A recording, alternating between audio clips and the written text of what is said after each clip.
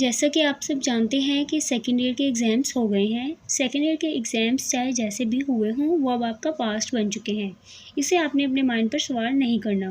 अब नेक्स्ट क्या करना है, उस पर फोकस करना है। सेकेंड ईयर के एग्ज़ाम्स के बाद सबके माइंड में ये क्वेश्चंस राइज़ हो जाते हैं कि अब हमने आगे क्या करना है। आज की इस वीडियो में हम बात करेंगे कि जिन स्टूडेंट्स के एफएससी के एग्ज़ाम्स हो गए हैं, इन्होंने एफएससी के बाद क्या करना है।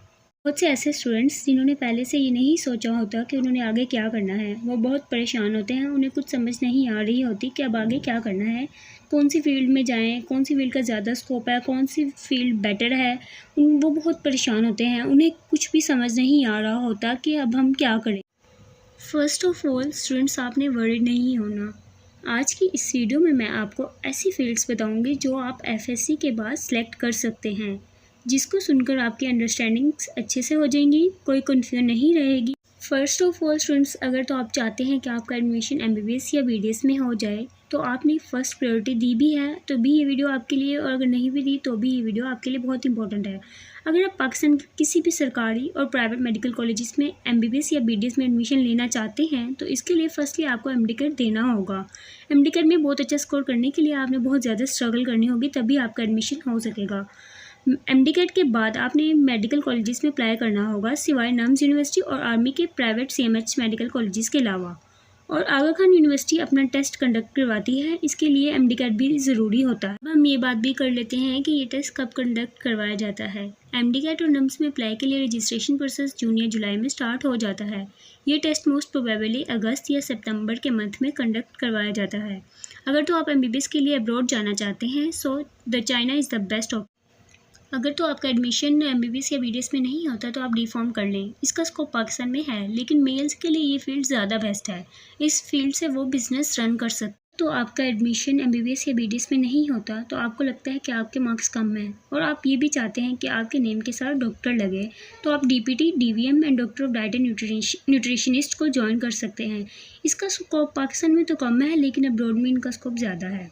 अगर स्कोप के अकॉर्डिंग बात करें तो नर्सिंग का बहुत ज़्यादा स्कोप है, ना सिर्फ पाकिस्तान में बल्कि अब्रॉड में भी बहुत ज़्यादा स्कोप है।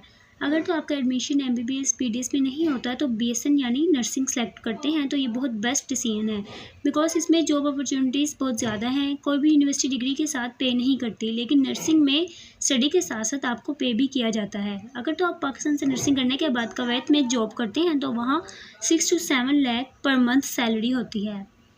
ये मैंने पे आपको मिनिमम बताई है, लेकिन अलाउंसेस ऐड होने के बाद 8 से 9 लाख बन जाता है पर मंथ। अगर तो आपका एडमिशन एमबीबीएस बीडीएस डी-फार्म में नहीं होता और आप ये चाहते हैं कि आप मेडिकल फील्ड से ही जुड़े रहें, मेडिकल फील्ड को ना छोड़ें, तब आप अलाइड हेल्थ साइंसेस कर लें। अलाइड हेल्थ साइंसेस उस केस में करें कि आपका एडमिशन गवर्नमेंट सेक्टर में हो, यानी कि आप गवर्नमेंट सेक्टर से अलाइड हेल्थ साइंसेस को करें, तब बेस्ट है। अगर तो आप आर्मी में कैप्टन डॉक्टर बनते हैं तो इसके लिए भी एमडीकैट ज़रूरी है और इनिशियल टेस्ट देने होते हैं। आपने आर्मी मेडिकल कॉलेजेस के लिए नम्स एंट्री टेस्ट देना होता है। याद रखिए, नम्स यूनिवर्सिटी के लिए एमडीकैट ज़रूरी नहीं होता। नम्स में सिविलियन स्टूडेंट्स की बात हो रही है। आर्मी मेडिकल कॉलेजेस में एडमिशन के लिए आपको नम्स टेस्ट देना होता है, अगर तो आप नम्स कैडेट की सीट पर जाना चाह रहे हैं, और बाकी तमाम कॉलेजेस के लिए आपको एमडीकैट देना होगा। अगर तो आप मेडिकल से हटकर किसी और फील्ड में जाना चाहते हैं तो वो ये है बीएसआईटी और बीएससीएस। इनका स्कोप ना सिर्फ पाकिस्तान में बल्कि दुनिया में बहुत ज़्यादा स्कोप है। ये डिग्रीज़ करने के बाद आप ऑनलाइन भी बहुत अच्छी अर्निंग कर सकते हैं। आजकल तो वैसे ही टेक्नोलॉजी का दौर है, हर जगह ऑनलाइन वर्किंग हो रही होती है। ये दोनों फील्ड बहुत ज़्यादा बेस्ट हैं, इनका बहुत ज़्यादा बेनिफिट होगा। आप एफएससी के बाद डायरेक्ट आर्मी को भी ज्वाइन कर सकते हैं। इसके लिए डिफरेंट स्टेप्स को क्वालिफाइड करना होता है। अगर आप आर्मी को ज्वाइन करना चाहते हैं तो इसके लिए मेल्स एंड फीमेल कैंडिडेट्स का अलग प्रोसेस होता है। मेल्स के लिए आर्मी मेडिकल कॉलेजेस में एज ए मेडिकल कैडेट के तौर पर अप्लाई कर सकते हैं। आप पीएमए लॉन्ग कोर्स में भी अप्लाई कर सकते हैं।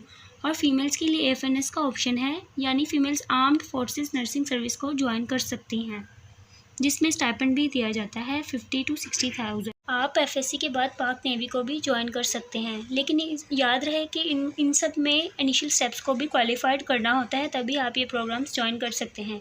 अगर आप नेवी को ज्वाइन करना चाहते हैं तो पाकिस्तान नेवल कैडेट है, पीएन कैडेट है। पाकिस्तान नेवी को आप as a PN cadet join कर सकते हैं।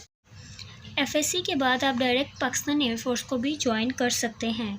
मेल्स एंड फीमेल्स के लिए जीडी पायलट का ऑप्शन आ जाता है, जिसमें आप पाकिस्तान को as a permanent commissioned officer join कर सकते हैं। और फीमेल्स के लिए एयरफोर्स शॉर्ट सर्विस कमीशन आ जाता है। ये दोनों अपॉर्चुनिटीज़ होती हैं अगर आप पाकिस्तान एयरफोर्स को ज्वाइन करते हैं।